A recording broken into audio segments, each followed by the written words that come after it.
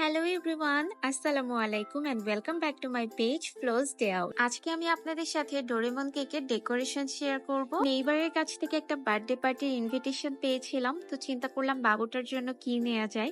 তখন আমার মনে হলো যে Doraemon cake is the best option for him. So let's see how to make this Doraemon cake. ফার্স্টেই আমি 2 ডিমের একটি ভ্যানিলা স্পঞ্জ কেক বানিয়ে নিয়েছি, আর এই 2 ডিমের ভ্যানিলা স্পঞ্জ কেকের অনেকগুলো রেসিপি অলরেডি আমার পেজে রয়েছে। আপনাদের সুবিধার জন্য আমি এগেইন কমেন্ট সেকশনে লিংকটি শেয়ার করে দিব। আমি ফার্স্টে কেকটাকে 3টা স্লাইসে ভাগ করে নিয়েছি। আপনারা চাইলে কেকটাকে 4 ভাগেও স্লাইস করে নিতে পারেন। এবার কেকের উপরে সুগার সিরাপ দিয়ে দিব। এর জন্য 2 টেবিল চামচ চিনি এবং 2 টেবিল চামচ পানি খুব ভালোভাবে মিক্স করে নিতে হবে। স্পঞ্জ কেক ডেকোরেশনের সময় কিন্তু সুগার সিরাপটা মাস্ট ইউজ করতে হবে, এতে করে কিন্তু আপনার কেকটা অনেক সফট হবে। এখন এর উপরে দিয়ে দিব হুইপড ক্রিম। এই ফুল কেক ডেকোরেশনের জন্য আমার মেজারমেন্ট কাপের 1 কাপ হুইপড ক্রিম লেগেছে। ফার্স্ট লেয়ারটাতে খুব ভালোভাবে ক্রিম দেওয়া হয়ে গেলে সেকেন্ড লেয়ারেও আমি সেম প্রসেসে sugar syrup and whipped cream দিয়ে দিতে হবে। এই ফার্স্ট লেয়ার দুটোতে ক্রিমের স্মুথনেস যে খুব পারফেক্ট হতে হবে এর কোনো প্রয়োজন নেই, আমরা ফোকাস করব লাস্ট লেয়ারটাতে। ফার্স্টের দিকে আমি যখন নিউ কেক বেক করা শিখেছি তখন কিন্তু আমার এই কেকের ক্রিমটা ফিনিশিং দিতে খুবই হ্যাসেল পোহাতে হতো। আমি 2-3টা কেক প্র্যাকটিস করার পর অনেকটা আমার হাত ফ্রি হয়ে গেছে, যেহেতু আমি নিজেদের বা কাউকে সারপ্রাইজ দেওয়ার জন্যই কেক বানাই, বিজনেস করি না। দ্যাটস ওয়াই আমার খুব পারফেক্ট না হলেও চলে। লাস্ট লেয়ারটাতেও আমি সেম ভাবে সুগার সিরাপ দিয়ে দিব।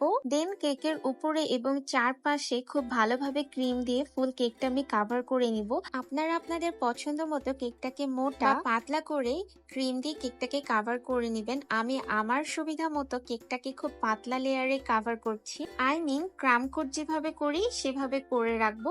এবার কেকটাকে আমি 20 মিনিটের জন্য ফ্রিজে রেখে বের করে নিয়েছি। ক্রিম দেওয়ার আগে আমি ডোরেমনের যে ফেসের শেপটা আছে সেটা আর্ট করে নিব, আর এটার জন্য আমি বেশ কিছু সাইজের নোজেল ইউজ করছি। আপনারা ভিডিওতে নিশ্চয়ই খেয়াল করলে বুঝতে পারবেন। এবার বাকি শেপগুলো আমি একটা টুথপিকের সাহায্যে আর্ট করে নিচ্ছি। ক্রিম দিয়ে ডেকোরেশন করার আগে অবশ্যই কিন্তু এভাবে আর্ট করে নেবেন, এতে করে আপনার কেকটা একদম পারফেক্ট হবে। কেকের উপরে ডোরেমনের পুরো শেপটা ড্রয়িং করে নেওয়া হয়ে গেলে এখন এই কেকটাকে হুইপড ক্রিম দিয়ে ডেকোরেশন করে নিব। কেকটাকে টার্ন টেবিল থেকে কেক বোর্ডে ট্রান্সফার করে নিলাম। কিছুটা চকলেট মেল্ট করে আমি একটা পাইপিং ব্যাগের মধ্যে নিয়ে নিয়েছি। এখন এই মেল্টেড চকলেট দিয়ে আমি এগেইন ডোরেমনের চেহারাটা ড্রয়িং করে নিব।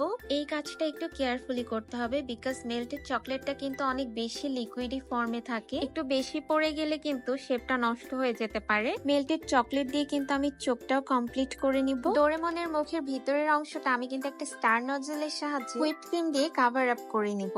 এন্ড দ্যাটস দ্য রিজন আমি কিন্তু লাস্টের ফেসটাতে এই জন্য পাতলা ক্রিমের লেয়ার রেখেছিলাম। উপরে তো ক্রিমের একটা হেভি কোট যাবে। এবার কিছুটা ক্রিমে আমি রেডম্যানের স্কাই ব্লু ফুড কালারটা মিক্স করে নিয়েছি এবং পুরো সাইডটা কাভার আপ করে নিচ্ছি। আমি কিন্তু কেকের ক্রিমের কালারের জন্য অল টাইম রেডম্যানের কালারগুলো ইউজ করে থাকি। সেম নোজেল দিয়ে আমি কেকের নিচে চারপাশে বর্ডারটাও কমপ্লিট করে নিলাম।